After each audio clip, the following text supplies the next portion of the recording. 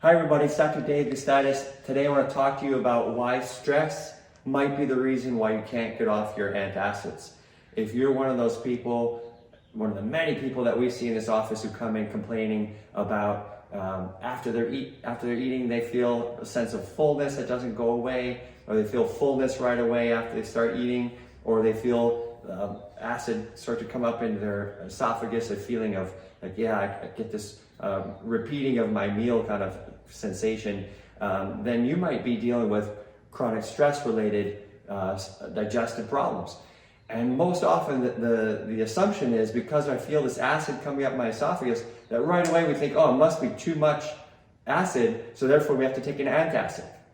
Now, one of the things we find in our office and in our practice is that many times when people are under chronic stress, when the stress goes up, digestive system function goes down. Why does it do that? Well, the body is trying to survive, and if the signals in your body are for survival, it's trying to survive, it's going to send the blood and the resources out to the musculoskeletal system, okay? The musculoskeletal system, made up of the arms and the legs, are going to allow you to fight or flee and get away from the danger and allow you to survive, which is obviously very important. However, if we live this way all the time, our digestive system will be chronically suppressed, which includes suppressed stomach acid production. So the less stomach acid you have to digest your meal, it makes sense, you're going to have a difficult time digesting that meal. It's going to hang out in your stomach for a longer period of time and require, therefore, more time for it to pass on to the next stage of digestion and then ultimately elimination. People started reporting, hey, I got this sense of fullness right away when I'm eating, a sense of prolonged fullness after they eat, or they start to feel like they're regurgitating some acid, or feeling that acid come up into their esophagus. Those are some of the common things that go along with low stomach acid, even though it sounds like high stomach acid. Sometimes there are cases that have elevated stomach acid. I'm not saying that doesn't exist, but many times, most of the times as we explore this, we find people are dealing with chronic stress. Who doesn't have chronic stress out there, right?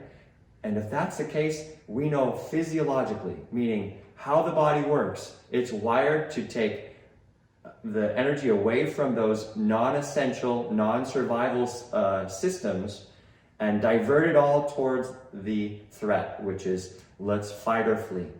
And that's what chronic stress does to our bodies. Another thing that happens is chronic stress leads to elevation of the stress hormone cortisol.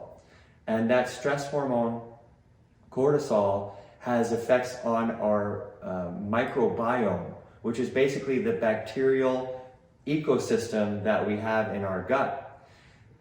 When we have that elevated cortisol for too long, that the composition of the different bacteria in that ecosystem that we need for survival, that starts to change. And we also start to see evidence of leaky gut, which means that if this is the tube, if this is our intestinal tract, we start to see evidence of spaces that get too big.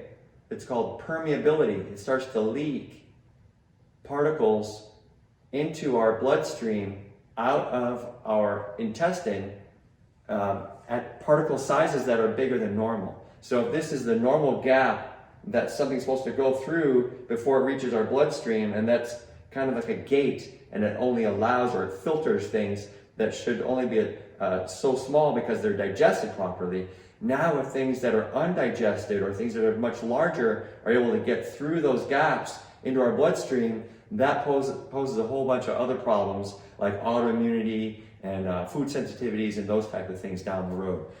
So those are topics for another video down the road. But in the meantime, I really want you to understand the importance of addressing stress, because it can be affecting your gut health, your digestion, your ability to break down foods. And when you break down those foods into those small particles, you want to digest them, obviously, so that you can absorb them into your bloodstream and get the benefit of that good nutrition.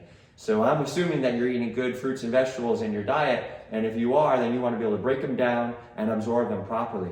If you don't have enough stomach acid because you're chronically stressed, then it's going to be a difficult thing for you to do. So stay in tune with our page. We're going to be posting more on the stress topic. So if you like this, go ahead and do that on this page. Comment below, and we look forward to seeing you in the next video.